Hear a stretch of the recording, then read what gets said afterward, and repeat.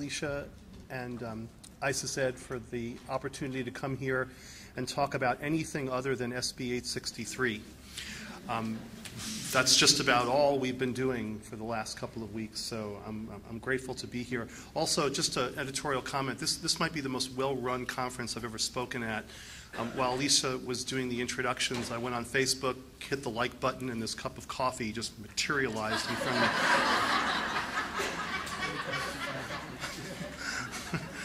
So I'm guaranteed to be alert for the rest of the presentation.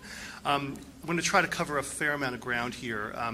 As Alicia mentioned, I work at the California Workers' Compensation Institute, and we are a private, not-for-profit research organization, a think tank of sorts, and we spend all of our time collecting data and analyzing it on various cost drivers in the system. And of all the things that we have been focusing on over, I guess, the 15 years I've been working with the Institute, nothing has captured the attention and, quite frankly, the amount of ink in editorial comments on this whole issue of the changing nature of the use of drugs in treating California injured workers, specifically opioids and narcotics.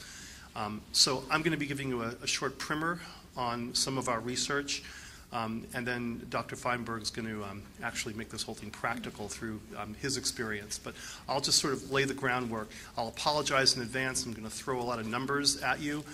There's no need to write it down because you can get all this research and much more by visiting our website, which is cwci.org. I'm going to give a quick backgrounder on our drug-related research, talk about some specific studies and associations of outcomes between opioid and Schedule II drug use and injured worker outcomes, and then some new research on the other side of the fence, the rising influence of drug testing in California workers' comp.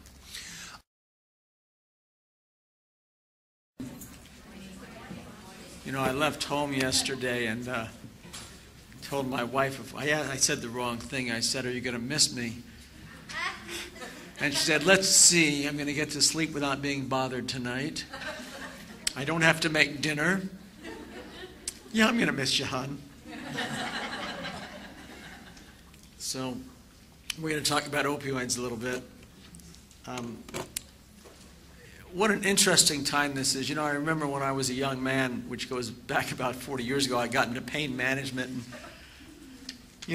if you went to a detox program, it was for heroin addicts or amphetamine abusers. Now if you go to a detox program, it's all about prescription drugs. We just didn't see what happened. And I want to tell you what happened. It's really very clear.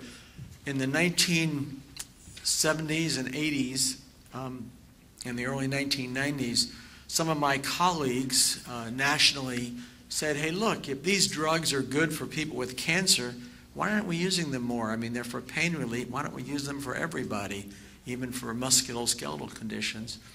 And then we saw the drug companies' light go on, and we as physicians got marketed up the yin-yang. And even today, when I go to my national meetings, these meetings are being paid for by people that make equipment, spinal cord stimulators, drug companies, and now urine drug testing companies.